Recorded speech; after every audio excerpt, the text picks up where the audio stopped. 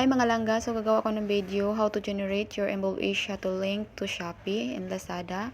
First, pumunta kayo sa Google at i-search nyo yung Embol Asia and then mag-login. So ito makikita nyo guys pag login nyo.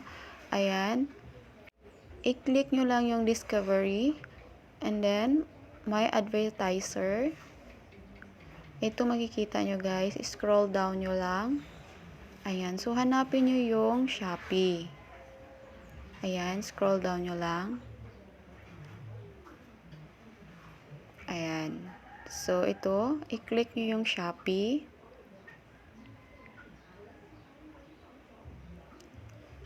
Ayan, so, pumunta tayo sa preview site. Merong promote, merong preview site. Ang preview site, pupunta tayo sa site ng Shopee. Doon tayo kukuha ng gusto nating items and then magkapiling tayo sa gusto nating items. So, ayan, mag-scroll lang tayo. Ayan, so, hanapin nyo lang kahit anong gusto nyong items. Ayan, so, example ito. Ayan. Nakita nyo ba yung parang share sa itaas? I-click nyo yan. Ayan, medyo loading lang. Hintayin natin. And then, copy link. Click yung copy link sa ibaba.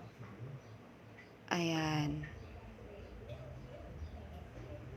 Pagkatapos yung i-copy link yan, babalik kayo sa Google. Ayan. So, mag-login kayo. Pagkatapos nyo mag-login, wait lang, medyo loading lang. Mahina ang internet natin. So, i-click nyo yung tatlong sa itaas and then discovery, my advertiser, scroll ulit katulad kanina. Ayan. Hanapin nyo lang yung Shopee. I-click ulit katulad din kanina. Ay, click promote. Diyan nyo i-paste yung copy link natin kanina na link galing sa Shopee.